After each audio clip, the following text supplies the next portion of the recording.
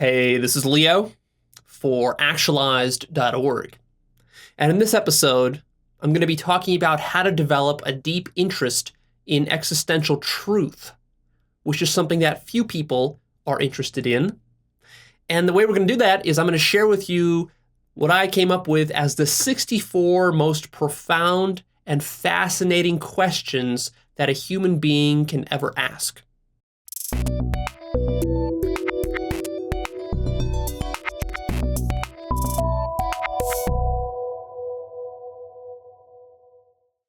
I want to make you more interested in truth, in questions of existential matters, metaphysical matters, epistemic matters. And very few people are generally interested in this stuff. But you know, what I found in my life is that I accidentally stumbled into these questions when I was pretty young, and I was interested in these questions basically since I was a kid and a teenager. And that has made a practical difference, actually a very big difference in the maturity of my psychology. So it might seem like these questions are just metaphysical and philosophical. But actually, what I want to show you is that these questions are central to how happy you are in life, how much meaning you derive from life, and actually how you develop yourself and how you grow.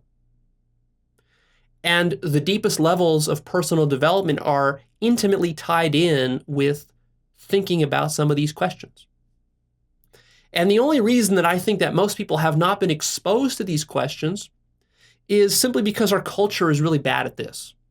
It kind of discourages it, and most people have never even really just been introduced to this stuff because these questions are inherently very, very fascinating.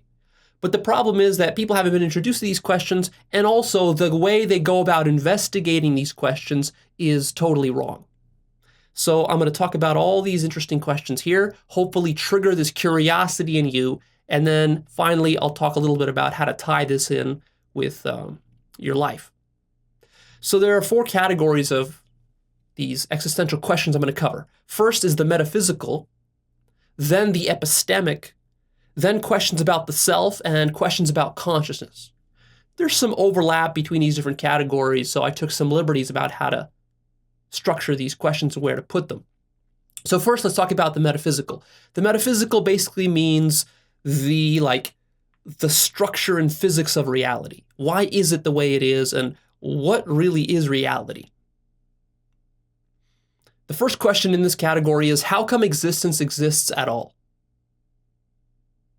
Have you ever wondered about that? It's very puzzling. This thing called existence. You can actually become aware right now that you exist, and that existence exists. And there's degrees of this awareness. And it's very puzzling when you're aware that you exist, which normally you're not. It's very puzzling. Like, what is existence? What is it? It's such a mysterious thing. It's so slippery, so hard to get a handle on it. And yet here it is. It's like the most essential thing that we have. It grounds everything else. Also, related question is, what is existence? What does it mean for something to exist? Might seem kind of obvious at first, but then again, when you start to think about it pretty deeply, it's not obvious at all what existence is. And how is existence related to non-existence? How do objects pass from non-existence into existence and from existence into non-existence? Both of which seem to happen all the time. Also, why is reality structured as it is? Our reality has a very definite structure and order to it. But why is it ordered this way and not some other way? And are there other possible ways that reality can be ordered other than our own? You might say, well, it's ordered this way and structured this way because of the laws of physics. Okay, but that doesn't really explain anything, because why are the laws of physics structured the way they are? And could the laws of physics be different? Are they just arbitrary, or do they have to be the way that they are?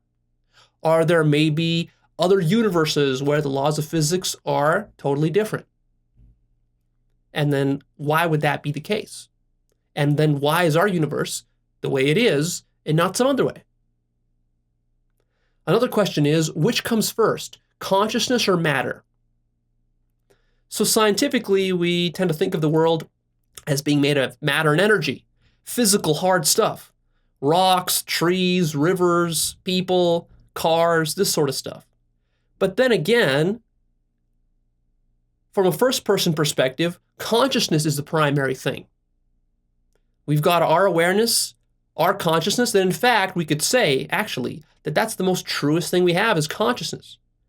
And yet, how does this consciousness come about, and what is its relationship to matter? Is consciousness something that comes out of matter like a higher order emergent property? Science seems to hold it that way, but if you start to think about this, then the other possibility opens up to you, which is that maybe matter is something that we think up or that occurs conceptually within consciousness. So which is it? Is matter within consciousness, or does consciousness arise out of matter? Very interesting question. Another question is, what is matter? Energy, space, and time. These four things are like the most primary qualities or quantities or variables within a lot of physics equations. And yet, if you study physics, there's no real answer to what matter, energy, time, or space are. These things are defined sort of as question marks, and we can certainly manipulate them in equations. But when it comes to really like getting a handle on what matter is, or energy, or even time and space, that's very, very tricky. So in a sense, the most fundamental building blocks of our reality are unknown. How weird is that? Another question is, what is outside the universe? Have you ever thought about this? Like, is our universe infinite, or is it finite? And if the universe is finite, then there must be what? Then a boundary? It's like a sphere that extends out in all directions, but then there's a boundary. And then what's outside that boundary? Is it what? A vacuum? Is it less than a vacuum? Is it nothingness? Seems kind of odd. What would happen if you tried to go through that boundary? Interesting. And if the universe is infinite, well, that presents some tricky scenarios as well, because how could it be infinite? And how can we even understand what it means for the universe to be infinite? And if the universe does have a boundary, is there something maybe outside that boundary, like other universes? Another related question is, what existed before the Big Bang? So scientifically, we accept the Big Bang model of the origin of the universe. But so that says, the universe came out of a little singularity. But where did that singularity come from? Saying that the universe originated from the Big Bang really doesn't answer anything as to the origins of existence or the universe, because you've boiled it down to some unknown variable, which is really no different than saying that God created the universe, or that the universe sits on the back of a turtle or an elephant or something like that. Where did the singularity of the Big Bang come from? Did it come from other universes? Did it come from something like a meta-universe, from a multiverse? It's very interesting. Another question is, how does the material interact with the immaterial? So like I was saying, we have consciousness, we have matter. We recognize material stuff and immaterial stuff. Immaterial stuff is not mystical as you might think. It's actually very ordinary stuff. So immaterial stuff includes thoughts, feelings, emotions, sights, sounds. In many ways, it's all the stuff that your entire practical everyday life is composed of. It's immaterial stuff. People forget that. And yet, it seems like there's a relationship, an intimate relationship between the material and the immaterial. But yet, scientifically, we haven't really been able to define it at all. Not even theoretically do we understand how the material could interact with the immaterial. It seems like I could have immaterial thoughts. These immaterial thoughts then shape my actions, which are material physical actions. Okay, how does that happen? And vice versa, seems like I could take some medication, or I can drink some alcohol, get drunk, and that will affect my mood and my thoughts. So here, something physical and material and chemical, like alcohol, can affect something immaterial, like my emotions and my thoughts. How does that happen? It's very odd. We don't even have a theoretical basis for that scientifically. Another question is, what governs what's possible and what's impossible in the universe? So we say that some things are possible and some things are impossible. And then when we push that a little bit further, we could say, well, the things that are impossible are those things that are physically impossible, which is governed by laws of gravity, Einstein's theory of general relativity, quantum mechanical laws and theories, and such considerations. But then, what determined that? For example, the speed of light. We might say it's not possible to fly from one corner of the universe to another corner of the universe too quickly, because that violates the ultimate speed limit, speed of light. But then what sets that limit?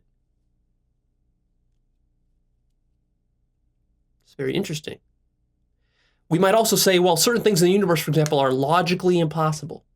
They're irrational, or just like logically inconsistent, like you can't have a square circle. But what set that limit? If you think of an infinite field of possibilities, but then you see our universe is sort of a limitation on that infinite field. So if our universe is a limited set of possibilities, what sets those limits and those boundaries? Why is it that you can't have a square circle? And you can't just say because it's logically impossible, because then why is it logically impossible? Why is it that it's not possible to have logically impossible things? Interesting. Another question is, what governs emergent properties? So we recognize that most of the universe is a set of emergent properties. So if you think that the universe is made out of atoms, well, atoms combine together, for example, to create water molecules. And then you can combine those water molecules into a glass of water, which contains trillions of water molecules. And then you have the properties of water.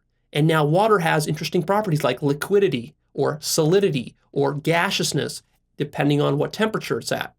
But then what actually determines that those emergent properties of solidity, liquidity, and gaseousness arise at the places that they do, and that they are the way that they are?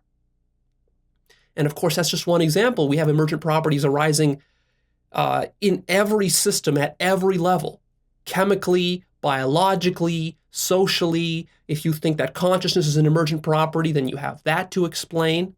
Like, why does consciousness arise at the level of the brain, let's say, neurons, but it doesn't arise at the level of atoms or molecules?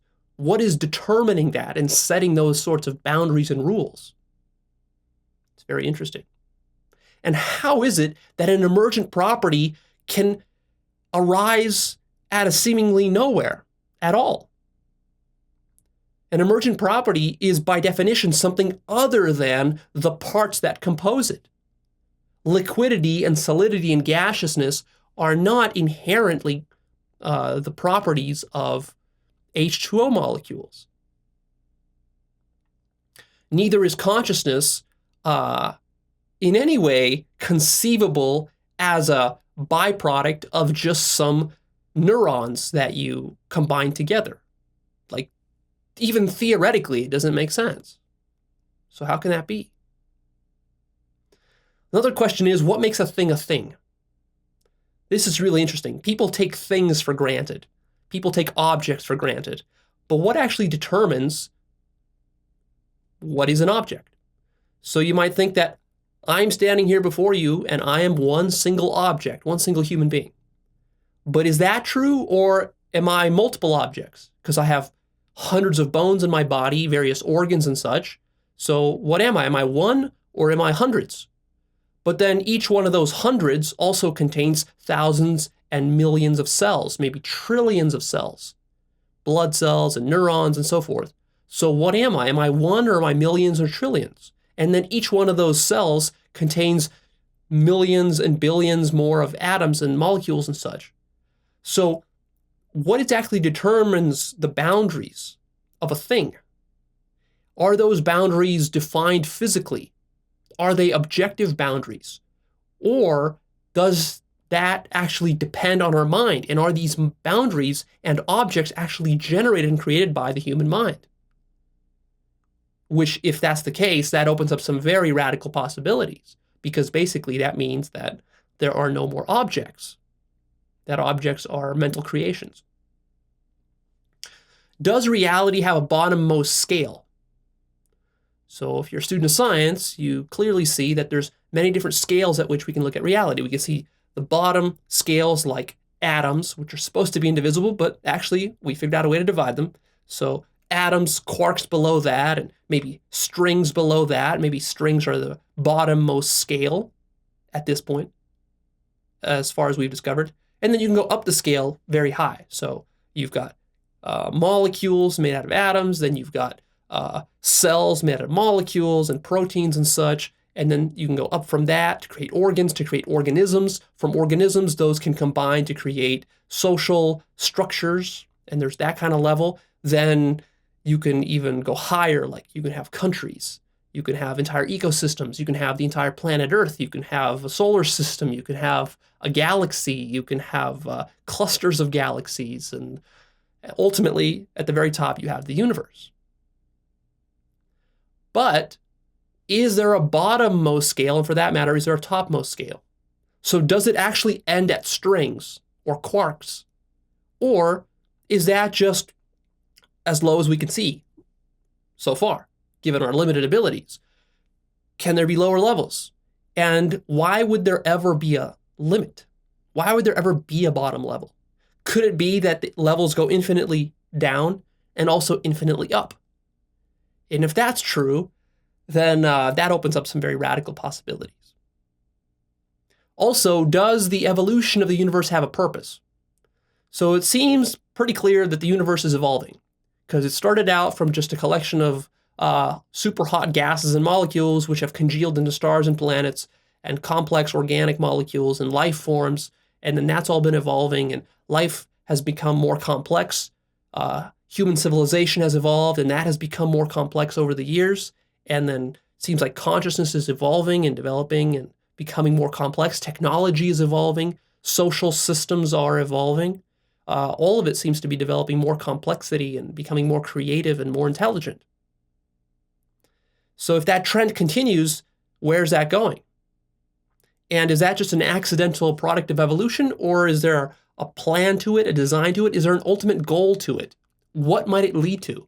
Does it lead to ultimately a fully self-aware universe, or does it lead to something else that we can't even imagine? That's interesting to consider.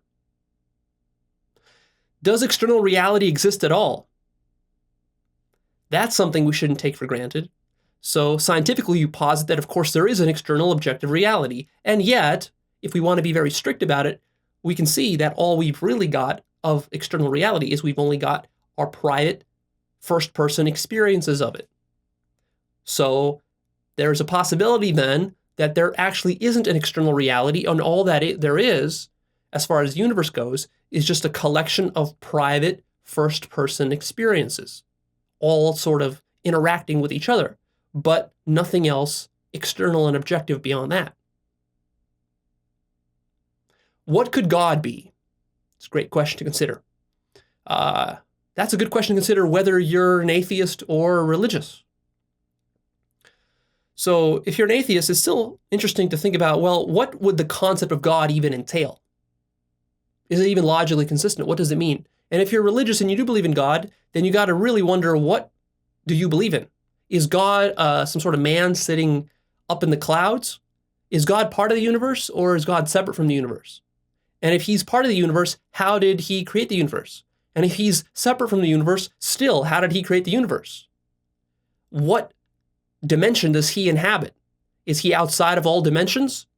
And if he is, then, well, that's kind of difficult to understand.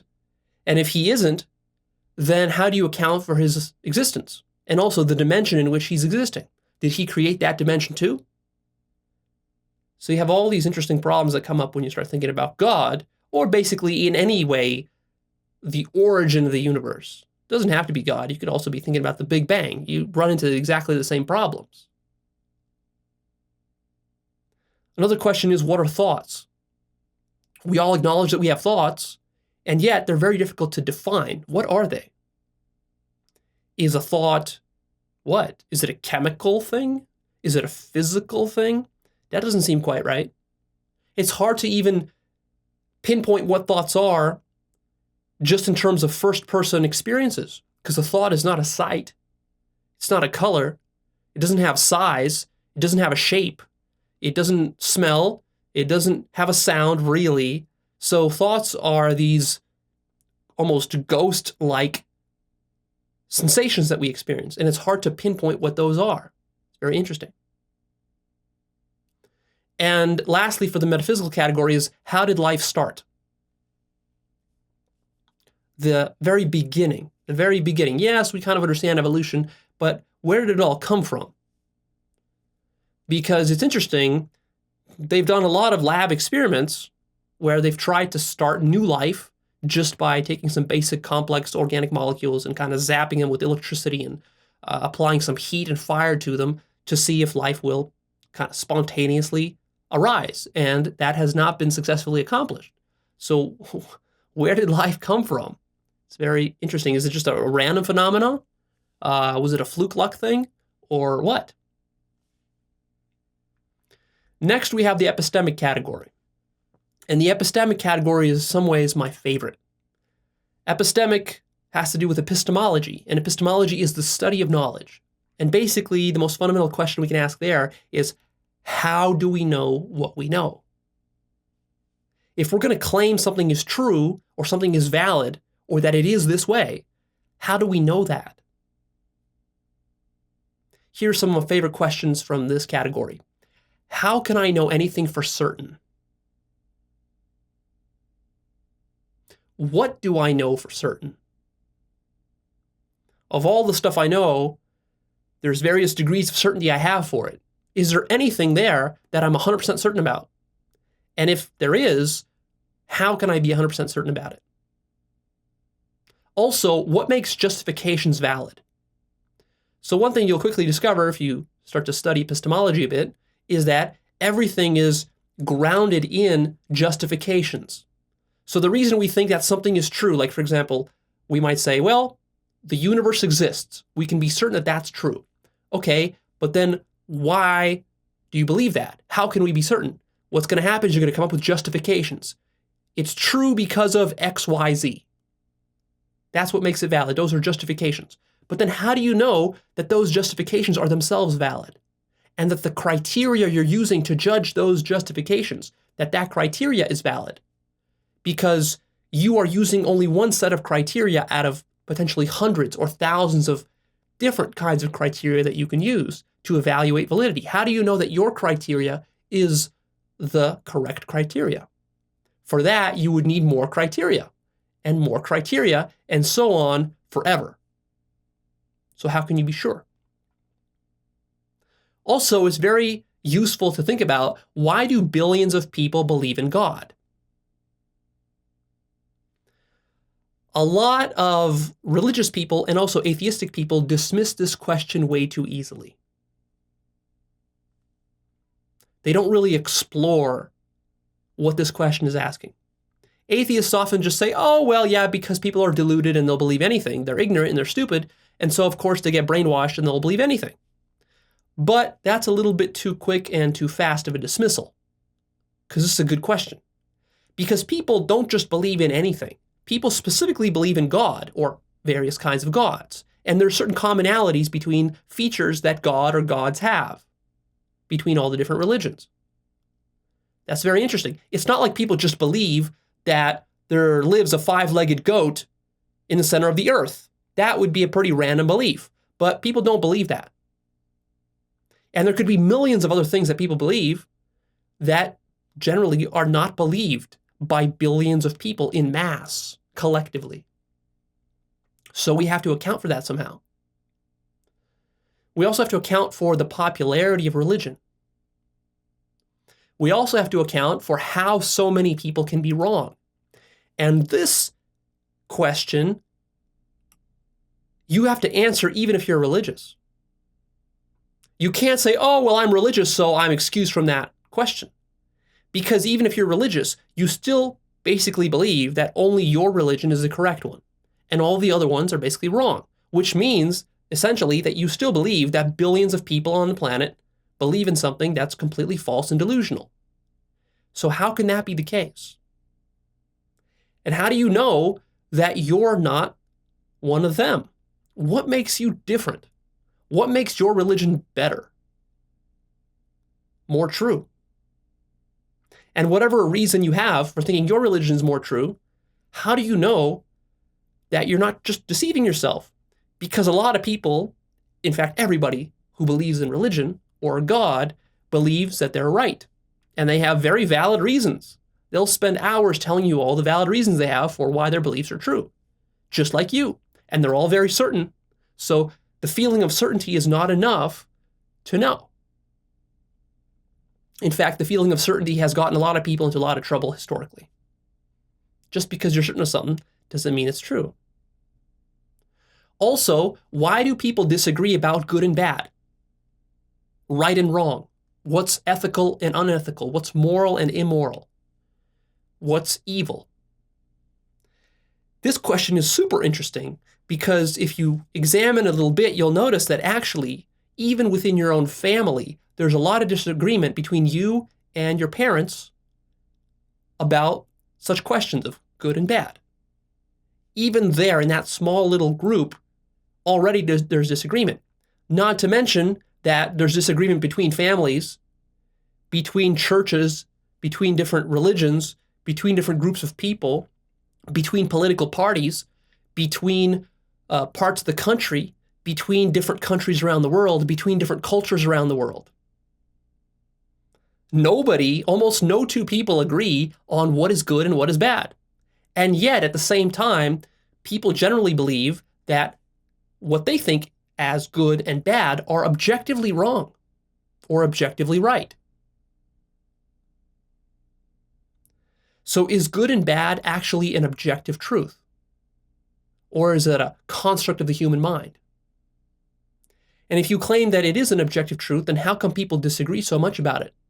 Because after all, people do not disagree about an objective truth such as that the sun exists, or that the grass is green, or that gravity will kill you if you jump off a 20-story building headfirst into the concrete. People don't disagree about those things. And yet almost everybody disagrees about good and bad. Why is that? How is that explained? Also, how come intelligent people delude themselves? So you have to explain not only that there are ignorant people in the world, but that even intelligent and very well educated and studied people with PhDs and so forth still manage to delude themselves. Because after all, one of the reasons you explain how people can believe in God and other such nonsense is by saying that, well, yeah, they're deluded. But then you also have to account for the fact that there are intelligent people who are very deluded. But then you have to wonder, well, I'm intelligent and I went to school and I went to university and maybe I even got a PhD or a master's degree and I've read a lot of books and stuff. And yet I can see that there are people like that out in the world who are deluded. So it seems like intelligence and formal education is not enough to guarantee that you yourself are not deluded. Interesting. So then how can you be sure that you're not deluded? A very fundamental question of epistemology and why it's so useful is because it forces you to ask the question of, what if I'm wrong? What if I'm wrong about everything I believe about the world? What if my beliefs are not really justified, or that my justifications are just rationalizations or arbitrary constructs that serve my ego? That's something that you should really ask yourself very deeply. Also, you should ask yourself, what if I'm being self-biased? So not only could I just be wrong or mistaken or deluded, but that I could actually be constructing a model of the world, an understanding of the world, specifically that conforms to my own egoic needs. I believe it because it serves me to believe it. You see? Because, of course, if something serves me, I'm very prone to wanting to believe it because it serves me. So why wouldn't I believe something that serves me? And yet, there could be a difference between something that serves me and what the ultimate truth is. So how do I know that I haven't just been following my own biases and my own survival needs, my own agenda, and that my models of reality haven't been distorted by those biases? It's very tricky because, after all, I'm very protective of my own agenda. And when it comes to my survival, I'll do anything to survive. I will care more about surviving than I will care about truth.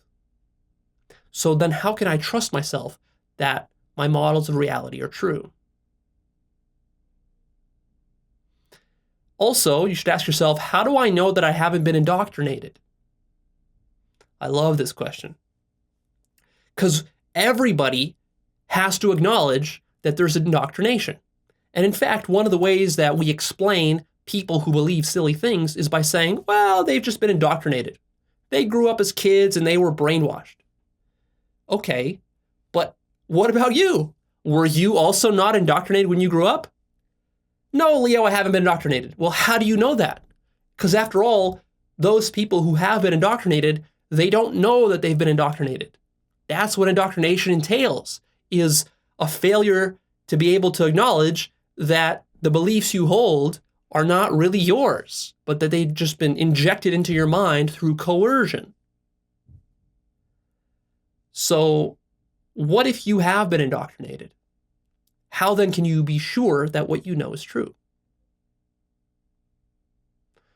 Another question is good that I like is, what is science? Is science the best way of arriving at knowledge? And if it is, what makes it the best? Why is it valid? Also, a great question is, what are the limits of science? So if we're going to use science to understand the world, does science have limits? Is there stuff that that science cannot understand due to the fact that science has certain rules and limits? Or can science understand everything? Can science explain everything? Or maybe there are other paradigms that could be used. Same thing for mathematics. What is mathematics? We seem to hold mathematics as pretty certain and valid, but what makes mathematics valid? That's a much deeper question than most people give it credit for. Also, what are the limits of mathematics? Is mathematics something that's explaining the universal nature of reality, or is mathematics something that's a construct of the human mind and a projection that the human mind makes onto reality? Same thing about rationality. What is rationality and why does rationality work? How do we know that rationality can be trusted and relied upon and that it's valid? What are the limits of rationality? Or is rationality limitless in that it can explain everything? Or is rationality a feature of the human mind? And maybe it's a projection upon reality. What is more reliable? The senses, our five senses, rationality, or intuition? Which one of those three should we use to develop our knowledge? Which one of those is most trustworthy? Also, what are the biases and blind spots of humanity as a whole? This question I love because it's rarely considered. Historically, we know the dangers of cultural blindness. And thousands of years ago, if you had a culture living on some remote island in the middle of nowhere, it had a culture, and it thought that that culture is universal, that that's all that there could ever be, that their God and their language and all that stuff, that was it. That's the way it is. But then, of course, as culture started crossing the oceans and stuff and started interacting with each other, we realized quickly that cultures are rather arbitrary and that different cultures can be very, very different and that there's no one ultimate right culture. Well, same thing might go for species. As a species, humanity might have certain biases. One might be the rationality bias, or maybe the mathematics bias, or the science bias. And maybe we could imagine that there are species on other planets somewhere that they might have different ways of understanding the world, which could be equally accurate and valid, or maybe just very, very different, but still arriving at the same sorts of truths, or maybe higher truths. So how do we evaluate our own blind spots as humanity? Generally, this is something that is very rarely considered. Human knowledge is often considered as the ultimate and the only and the universal way of arriving at truth. And even in our planet, we know that there are animals and different creatures who have a very different understanding of reality. So a great question to ask yourself is, how do animals understand reality? How does an ant see the world? How does a dolphin? How does an elephant? How does a bacteria? Now, generally, we say that they see the world in a much lesser way than we do. But then that opens up the possibility for there being higher animals, maybe not on this planet, but on some other planet. Maybe there are animals or creatures or intelligent alien life forms elsewhere in the galaxy who have then a higher understanding than humans do. It's not hard to imagine a creature with a larger brain than a human, after all. So then how can we be certain about our knowledge and what we think is true? Why is human understanding taken as the ultimate truth? Which of the experts is right? So if you notice, there's a lot of experts out in the world. Religious experts, political experts, scientific experts, linguistic experts, and so forth. How do we know which expert we can trust? And if we think we're the expert, how can we be sure that we're the expert? Interesting question. So it's like, how do we know that somebody really has the ultimate intellectual authority? Especially if we're trying to evaluate some other expert and we ourselves are not the expert, how can we know that they really are the expert? Which model of reality is the most accurate? There's a lot of different models of reality. Scientific models, religious models, and so forth. But how do we know that a particular model that we hold as being the most accurate is actually the most accurate? It's very interesting. What is truth? That's a very fundamental question that we need to ask when we study epistemology. What is truth itself? Is it an idea? Is it a model? Is it a concept? Is it actual reality? Is it something beyond reality? Is truth a third-person objective phenomena, or is truth a first-person subjective experience? And also, what is understanding? So there seems to be a difference between truth and understanding. If I understand how something works, like I might understand how a car engine works, maybe I don't know the truth of it, but I might say I have an understanding of it. But then where does understanding come from? How can we trust and rely upon understanding? How do we distinguish between correct understanding and incorrect understanding? All very interesting questions. What is the ultimate truth? So generally we make a distinction between smaller minor truths and ultimate truths. A minor truth might be something like that I'm wearing a black shirt, or that I'm 6 feet and 2 inches tall, or that I'm a mammal. These might be minor truths. Okay, fine, little basic facts. It's nice to know that those are true, but what's the ultimate truth? Like the ultimate truth of reality in the universe, like the ultimate truth. What's that? And what form would that even take? Is it possible for us to know that truth, or is that just something that's completely outside the realm of possibility for our limited human minds? And how would we know? What's the best way to acquire knowledge? Is it through what? Is it through listening to experts? Through reading a bunch of books? Through doing science experiments? Through doing philosophical investigation? Maybe through meditation? Maybe through religious practices? Maybe by traveling the world and exploring different cultures? What's the best way? Is reality ultimately understandable? Can humans understand everything there is to understand about reality, or not, simply because we're limited by our psychology and our biology and so forth? So that wraps up the category of epistemic questions. Now let's talk about questions about the self. This has to do with you as a self, as an individual. So that thing as an individual, first of all, how can I be sure that I exist at all? Now, that might be self-evident, but maybe not so self-evident.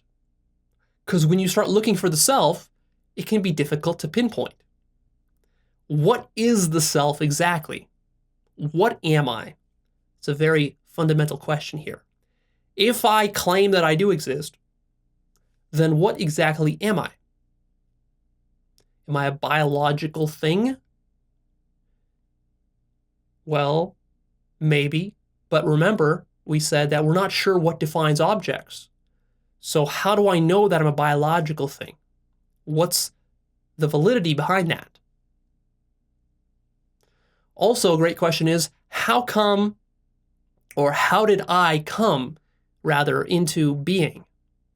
So if you think back in time, an interesting puzzle develops because you recognize that you were born biologically, but then actually you, the you that you think you are, didn't come online for several years after that. There was no you until you were like age 3 or 4, and then there developed a sense of you, a sense of ego. Before that, it didn't exist. So are you the body, or are you the sense of ego? And if you are the sense of ego, then what is that? Also, what justifies my identity with my body and my mind? If I think that I'm the body and the mind, why do I think that? How come I'm justified in saying that? Because after all, I do say that the body is mine and the mind is mine. So then who is it that is owning these things? Curious. And if I am the body, what is everything else? This is very odd to think about this, because experientially, we don't actually see any boundaries between the body and the world. The body actually experientially is just composed of colors and shapes, and so is the rest of the world. So where does my body stop and the rest of the world begin? Is it at the boundary of my skin? And then like, I have fingernails. I can clip off my fingernails, and then are those fingernails no longer me once I clip them off? What determines that? Seems rather arbitrary. If I have hair and I cut the hair, once the hair falls to the ground, is it no longer me? And yet when it was attached to me, it was me. Or is the mind constructing these boundaries? Because after all, there's really no difference between looking at the colors on my hand and the colors of the wall behind my hand. There's really no difference. And yet we seem to attribute a lot of importance and meaning to that. Interesting. Even under the scientific model says that everything that right now I'm experiencing, that you're experiencing, is a construction of neurons in the brain. And that none of it is actually real and objective, because all you have are colors and sensations and thoughts and emotions and feelings. And all of these are just a kind of a virtual projection of the brain. The brain is creating all this stuff. And by definition, none of that stuff is reality. That's consciousness. So I'm conscious of my body, but this is not really my body. This is just what I'm conscious of. My body, as science says, is something else outside of that, something behind the scenes that I can't even access. So what the hell is that thing? And why do then identify with the colors of my body and the shape of my body, when clearly all this is just a virtual construction of consciousness? Interesting. What is in control of my thoughts? I have thoughts, and at first it seems like I control them, but when I look a little bit closer, I can see that actually I don't control my thoughts. I don't know what the next thought will be that comes out of my mouth. Neither do you if you look very closely. That's why we can have obsessive thinking, and we can't stop our thinking. And also, if you're a creative person, you recognize that some of your most original and insightful thoughts, you can't honestly take credit for them because they come to you as though coming from a muse or coming out of the blue. So what is controlling my thoughts? Interesting. What is my role in reality? So I am alive. I exist, supposedly. Here I am. And what's my role here? Do I have a role? Do I get to construct whatever role I want? Or is there a specific role I have to play within society or within the community, or just to please myself? Is my role just to be maximally happy? Is that my role in life, just hedonism? Or is there something more? Do I have responsibilities and obligations, or don't I? That's interesting to consider. And also, if you just believe that it's all open to possibility and that my role is basically self-constructed, well, even then the question arises, how should I live my life? To have the best life, to maximize my happiness. How should I live? What should I do, or what things shouldn't I do? All very good and useful questions. And lastly, let's talk about the category of consciousness. Firstly, what the hell is consciousness? This is a very puzzling thing. Consciousness is supposed to matter. How come I'm conscious, and what does it even mean for me to be conscious? How come science hasn't explained consciousness? In over 2,000 years of science and all the experience we've done, and all the theorizing we've done, and even all the philosophy we've done, there is not even a sound, theoretical, philosophical explanation of what consciousness could even be and how it could connect to our physical understanding of the universe. Science has not explained consciousness one bit. Neither has really religion. And why is that? Why has it taken us so long to understand consciousness? What's going on there?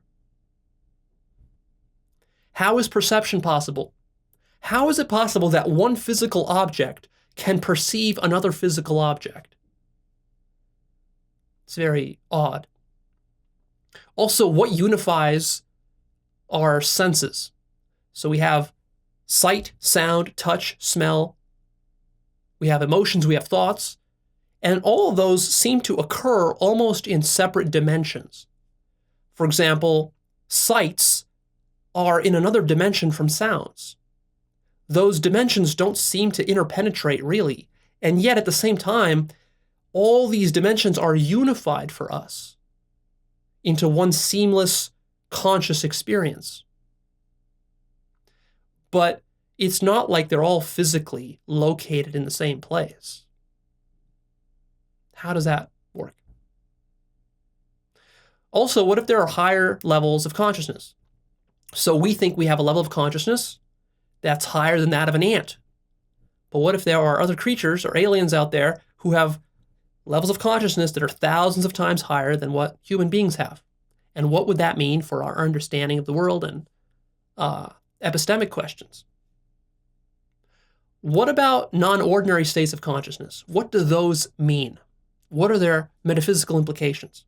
So if you start to study non-ordinary states of consciousness, you can start to study psychedelic states of consciousness, religious states of consciousness, meditative states of consciousness, and you discover that there's quite a lot of different states of consciousness. It's not just the way we normally think of like deep sleep, dreaming, and ordinary wakefulness.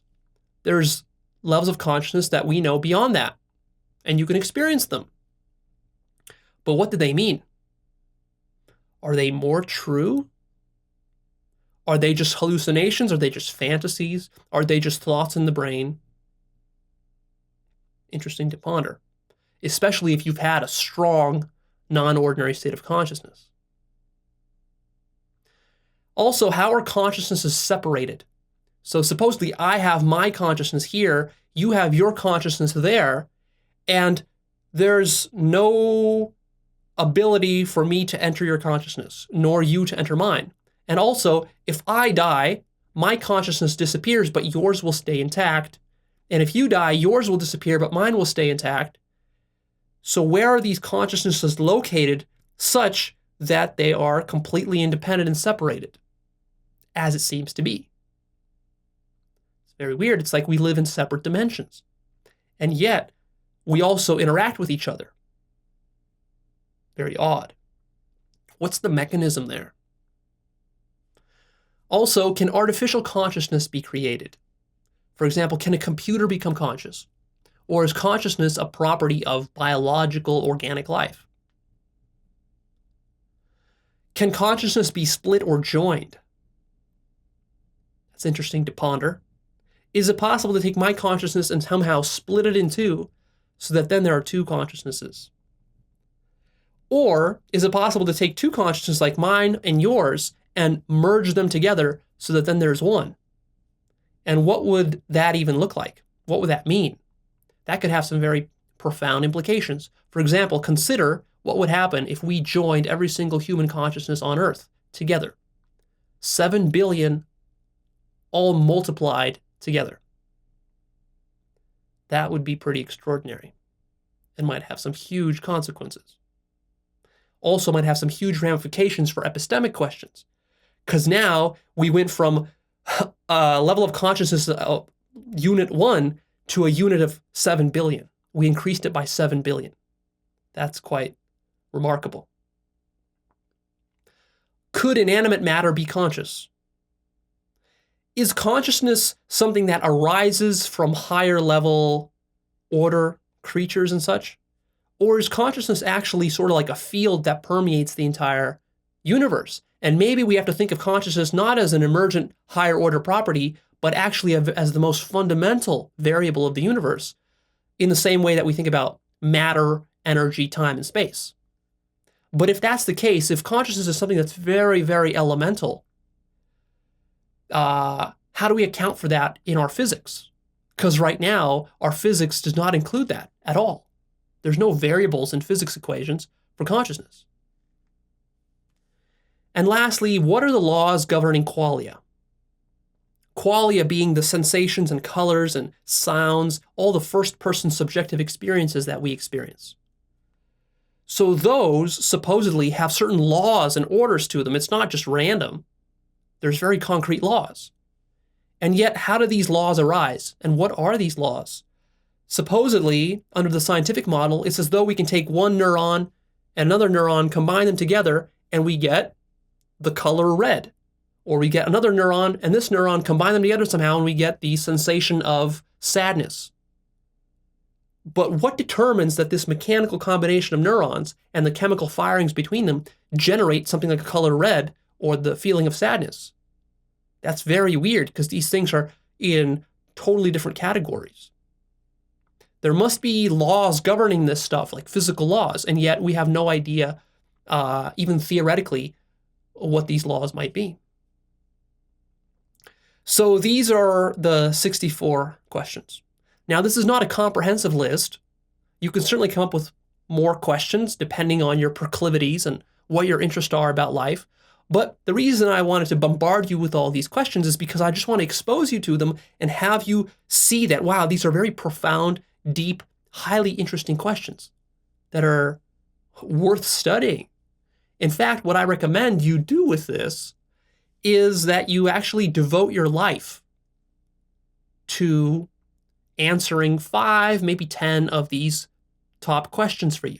So go through this list, find your 5 top 10, something like that, and then devote your whole life to that, to answering them, to thinking about them.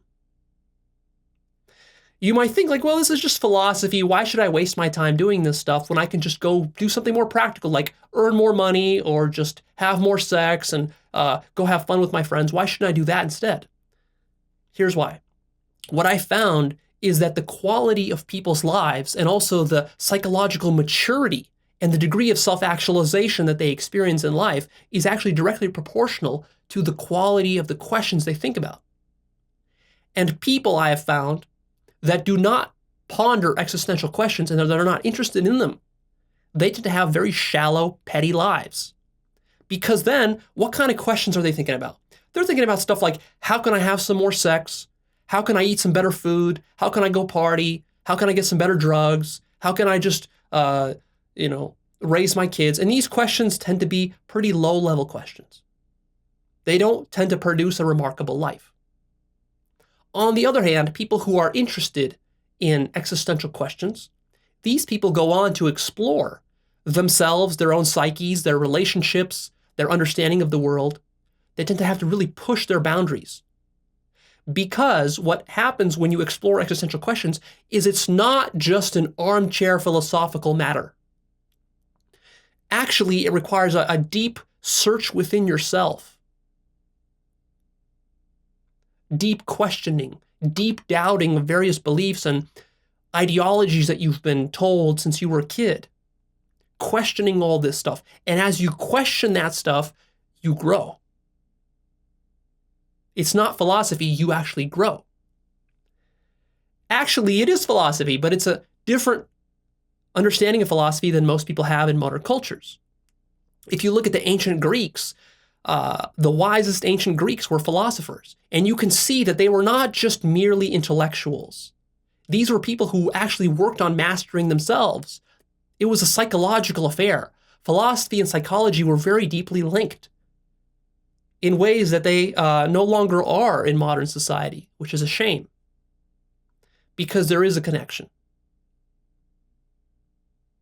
Now, it's possible to get lost in philosophy and go off the deep end and just do a bunch of mental masturbation. So that's not what I'm encouraging you to do. I'm encouraging you to actually take a real deep interest in these questions and then very self-honestly investigate them. Not because you're desperate for an answer, not because you want to go read it in a book, or you want somebody else to tell you, or you're going to go join a cult or a religion, or even some university group or program that's going to tell you all the answers. These questions, you have to go looking for the answers yourself, which is why I didn't give you the answers to these questions. Because it's sort of like doing push-ups. I can do push-ups and they'll improve me. You can do push-ups and they'll improve you. But if you want me to do your push-ups for you, then what good is that going to do you? If I do your push-ups for you, they improve me, not you. Which is why I didn't give you the answers, because I want you just to get fascinated by the questions fascinated enough that you go out there and you start to search. And in that search, your life transforms. Some of these questions are the most life-transforming answers that you will ever find. Some of this stuff will completely revolutionize how you see the world, how you feel about the world. One thing I notice in people who are not interested in existential questions is that they get depressed very easily. They have motivation problems. They succumb to all sorts of psychological delusions. They buy into theories and ideologies and stuff very gullibly because they haven't questioned metaphysics, epistemology, the self, or consciousness. See? So actually, it's a very practical thing. Also, it's very rewarding. Personally, I think that answering some of these questions on this list is the most rewarding thing you can do with your life. Because after all, you have been gifted to be born as the most advanced, the most conscious life form that we know about up to this point in the universe. And as that life form, you have the ability to introspect and to reflect and to contemplate about existence in ways that no other creature can. And what's very sad to me is that most human beings do not use this superpower. It is a superpower that you have been granted, whether you wanted it or not. And most people throw this superpower away and never use it, and instead use their mind on very silly, petty little things in life. And then they wonder, how come they get depressed so easily, and how come their life is not fulfilling?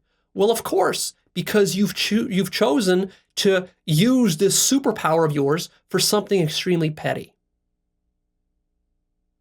And that will show in your life. And that will be reflected in how mature and developed you are. And that will limit you from going to the deepest levels of self-actualization that are possible. Now, some people might say, well, Leo, these questions that you've raised, these are very metaphysical, philosophical questions which cannot be answered. Human beings have been trying to answer some of these questions for thousands of years. There's no agreement, so they can't be answered. It's just a waste of time. And what I will tell you definitively is that many of the questions on this list can be answered. In fact, they have been answered. But they can't be answered in an intellectual way. They can't be answered in an academic way. If you think you can just write a book about it, or go read a book about it with all the answers, then you misunderstand the depth of these questions. To answer these questions truly, you have to dig into yourself. In some instances, you have to deconstruct yourself before the answers will be revealed to you. And that's the most valuable thing that can happen to you in this journey. I want you to undertake that journey. I want you to be passionate about that. So when I talk about existential topics in the future, you're like, oh yeah, I'm interested in that. And that's right up my alley. Rather than doing what most people do, which is to say, oh no, Leo, that's not practical enough for me. Tell me something very petty, like how to have more sex. And I can tell you that. It's very easy for me to shoot videos about advice on very petty, low-level topics. But where's the interest in that? Where's the fun in that? How is that really going to grow you? All that's going to do is just feed your ego. So take these questions seriously. Go out there and really dedicate yourself to this. Make this a lifelong project of researching, reading, being very open-minded, contemplating these things yourself, maybe meditating on them, taking up certain practices, right? Going to various teachers, retreat programs, workshops, and so forth to really investigate this stuff. It would be a deep mistake to just kind of sit back and speculate about it and say, oh yeah, I sat there and I speculated for a few hours and I came up with some answers and now I know. That's not going to grow you. In fact, that's just going to delude you. So the choice is yours, what you do with these questions. All right, that's it. I'm signing off. Go ahead, click the like button for me. Post your comments down below. I do read them. Share this episode with a friend. And lastly, come sign up to my newsletter right here, Actualized.org. It's a free newsletter. It'll keep you up to date with everything that I'm releasing on a weekly basis. And in the future, I will talk more about existential matters. Because actually, the thing I'm most interested in now in my life is these existential matters. Not because I like to sit around and just philosophize, but actually because I'm very practical. And what I've discovered is that my life grows the most when I explore the deepest existential questions of who I am, what my consciousness is, what reality is, and how do I know what I know? And even though I'm not just going to give you all the answers, first of all, I don't know all the answers. Second of all, these answers cannot just be communicated through words because they're much deeper than that. They have to be directly experienced. What I will give you in the future is I'll give you hints, I'll give you techniques, I'll give you strategies, I'll present important distinctions and concepts, and I'll provide you with powerful resources that will help you on your quest to answering some of the deepest questions in life. So I hope you're excited by that and you stick around and stay tuned. And I'll see you soon with more.